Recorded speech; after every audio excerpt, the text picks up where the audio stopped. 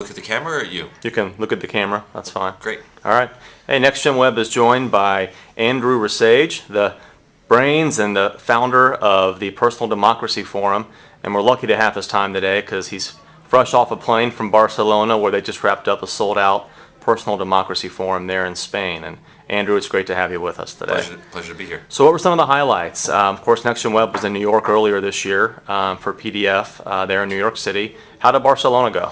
So PDF in New York, Personal Democracy Forum, has been around for 6 years, and for the last couple of years we started noticing some people from Europe attending our conference and suggesting that we try putting on a Personal Democracy Forum in Europe.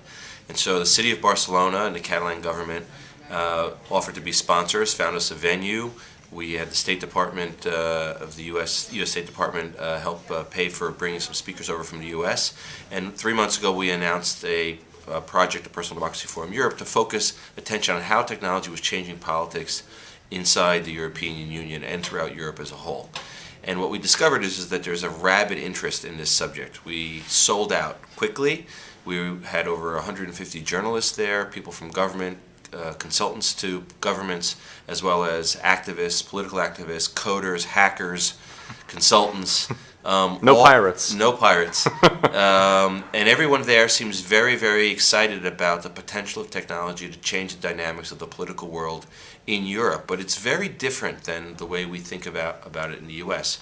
In the U.S., most of the energy around technology and politics is focused around raising money and how candidates are using the web to communicate with their constituents or with voters, and how voters are communicating with each other. In Europe, it's much more oriented around civic engagement and how citizens can petition their government to service them, to provide them with what's promised, to provide more timely service and better service, to create transparency and to open up the process of the actual work of government. It's not so focused on the elections themselves. So it's a cultural difference, which is very, very interesting. Very.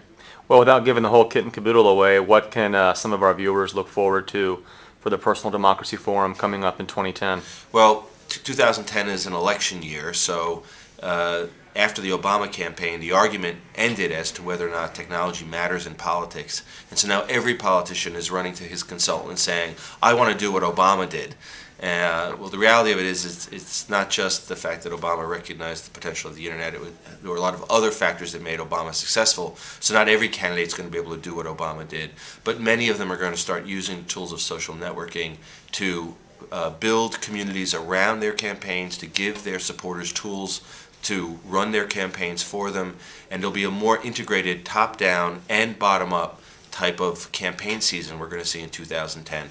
So at the Personal Democracy Forum in New York in June, we're going to be looking at and showcasing how the candidates for 2010 in both the Senate and the congressional races are integrating technology and social networking platforms into their strategies. And we're also going to take a look at how the Obama administration has actually implemented many of the promises that they made, what's worked, what hasn't worked, in relation to their efforts to bring 21st century government to Washington. Okay.